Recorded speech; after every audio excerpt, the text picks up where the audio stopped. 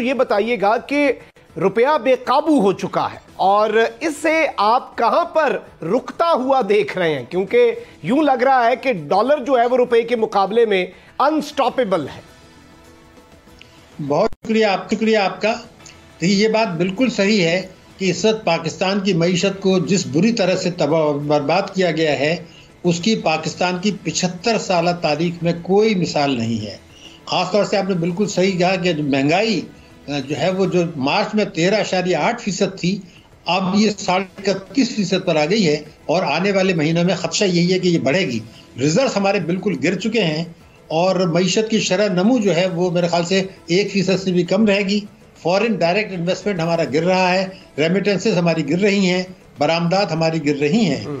तो इतनी तबाहकुन सूरत हाल है कि जो आपने नुक्ता पहले उठाया था उसका मैं बता दूं कि अगले चंद रोज़ में IMF से मामला यकीनन तय हो जाएंगे और उसके बाद आपको किस्त भी मिल जाएगी, हमें दोस्त ममालिक से पैसा भी मिल जाएगा। चाइना ने अभी 1.3 अरब डॉलर का कमिटमेंट कर लिया है, कुछ $500 मिलियन शायद मिल भी गए हैं, और सऊदी अरब से भी मिल जाएगा, UAE से भी मिल जाएगा, आलमी बैंक से भी मिल जाएगा।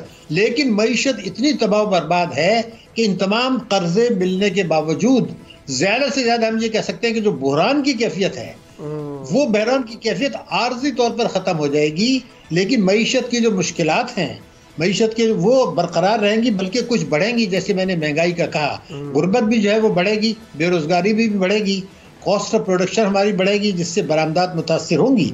तो ये सब मिलने के बावजूद अगर हम ये कहते हैं कि हमारा सिर्फ बहरान टलेगा, बहरान की कैफियत टलेगी, ये नारे शायद दम तोड़ जाएंगे कि पाकिस्तान जो है वो डिफ़ॉल्ट करने वाला है, वो फिलहाल नहीं कहा जाएगा, ये गुजर जाएगा माली साल। लेकिन मसला ये है ही नहीं, इसलिए कि 30 जून के बाद जब ये प्रोग्राम ख़त्म होगा उसके बाद एक और पाकिस्तान में मसाइल आने वाले हैं, फिर रिजर्व गिरने शुरू हो जाएंगे, फिर हम IMF के पास जाएंगे।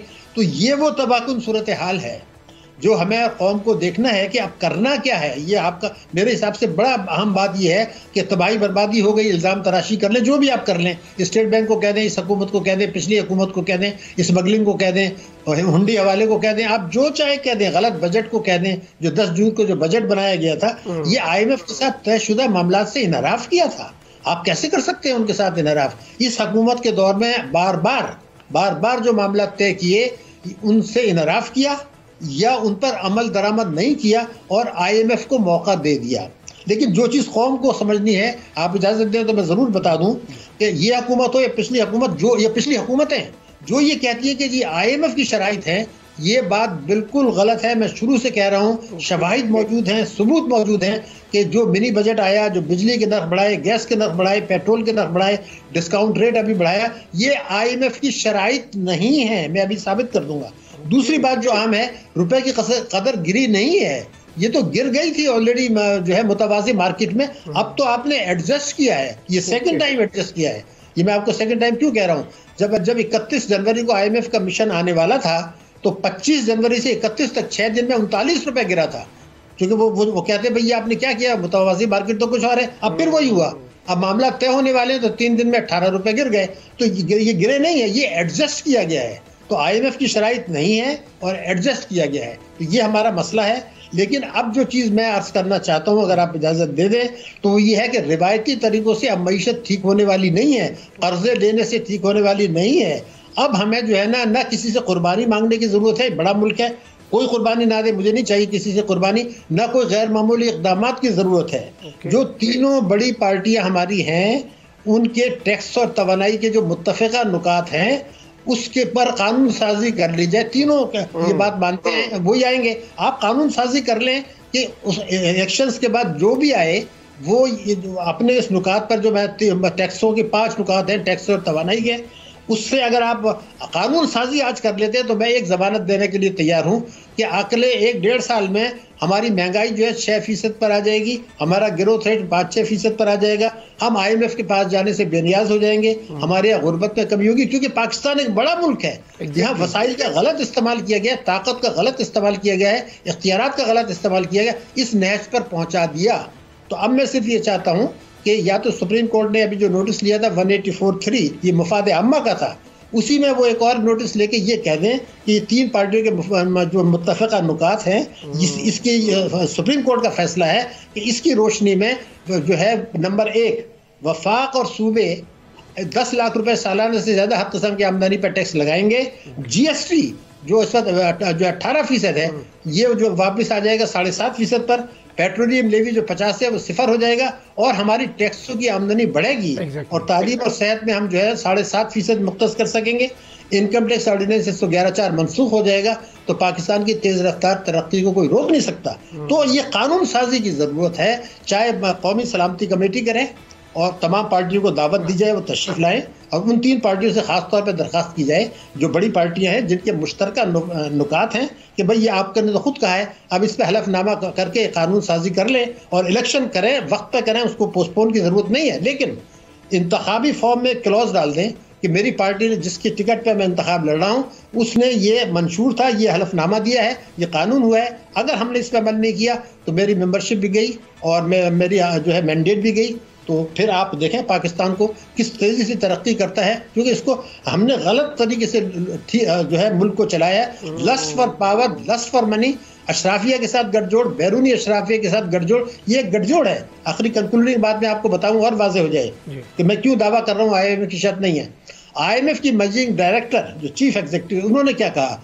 उन्होंने ये कहा कि जी हमने तो पाकिस्तान से ये कहा है कि हमें आपके गरीब आदमी की फिक्र है, तो आप ऐसा करें जो मालदार लोग हैं जो टैक्स दे सकते हैं उनसे टैक्स ले लें, मालदार लोगों से जो टैक्स दे सकते हैं, और गरीबों को मज़र आना दें। इन्होंने क्या किया? मालदार लोगों से टैक्स लेने के बजाय अशिया पे लगा दिया GST। GST क्या होता है? फुटपाथ पे जो बेचारा पड़ा है, जो गरीब है, वो भी 18% दे और दौलतमंद जो है वो मजे लूटते रहें। तो IMF तो ये कहते हैं हमने तो ये कहा था कि आप दौलतमंद लोगों से टैक्स लें, इन्होंने अशिया पे लगाने का एग्री कर लिया। तो IMF ने तो नहीं कहा, तो उनकी शर्त तो नहीं, तो आपकी है।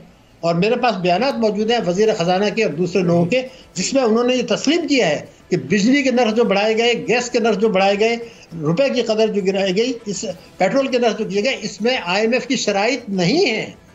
तो हमें ये समझ लेना चाहिए कि हमारे मुल्क के साथ जो कुछ होता है अब ठीक कर लें। मैं देखता हूँ इस मुल्क की तेज़ रफ्तार तरक्की को कौन रोकता है? क्यों कि भारत में डिस्काउंट रेट जो है वो शायद 6.5% है, मेरे मुल्क में 20% है, चीन में 3.5% है, थाईलैंड में 1.5% है।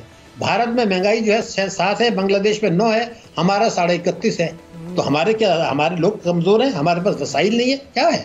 ये सिर्फ गलत पॉलिसियां हैं। अशराफिया की मईशत है, एक गठजोड़ है बैरूनी अशराफिया, मुल्की अशराफिया का, उसको तोड़ें और कानून साजी कर लें तो सारे मसाइल हल हो जाएंगे। अगर ये नहीं करते, खुदा न खास्ता, तो फिर वही होता रहेगा, IMF के पास जाएंगे, कभी असासे बेचेंगे, कभी घुटनों के बल जाएंगे, कभी आवाम को कुचलते जाएंगे, कर्जे बढ़ते जाएंगे और पाकिस्तान की सलामती के लिए, पाकिस्तान की डॉक्टर साहब यहाँ पे ये चीज़ बड़ी आपने इम्पोर्टेंट कही है कि इस वक्त जाहिर बात है डेस्परेट टाइम्स हैं और डेस्परेट बायर्स की ज़रूरत भी है और सबको एक मीसाक जो है, इसे मीसाक मईशत कह लिया जाए या वो कॉमन फैक्टर्स जो सबके एक हैं कि वो एक डायरेक्शनलेस इकॉनमी ना हो हमारी, या फिर इकोनॉमिक पॉलिसी में हर बंदा अपनी 1.5 ईंट की मस्जिद ना बनाता रहे, उस चीज़ से हमारे मुल्क को बचना होगा। और जिस तरह से आपने इसमें सजेशन दिया कि ऑब्वियसली मुल्क दिवालियापन की तरफ जा सकता है, हालात ख़राब हैं, तो इसमें ऑनरेबल सुप्रीम कोर्ट जो है वो भी इसमें नोटिस लेके इसके तमाम तर फरीकैन जो है उन्हें एक साथ बैठने का कह सकता है। अगर आपको ये वीडियो पसंद आई है तो सब्सक्राइब करें और बेल आइकन पर लाजमी क्लिक करें।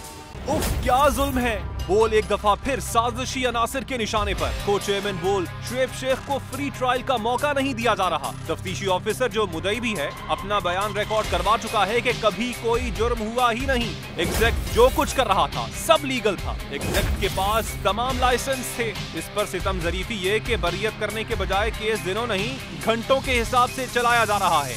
फ्री ट्रायल की धज्जियां उड़ा दी गयी।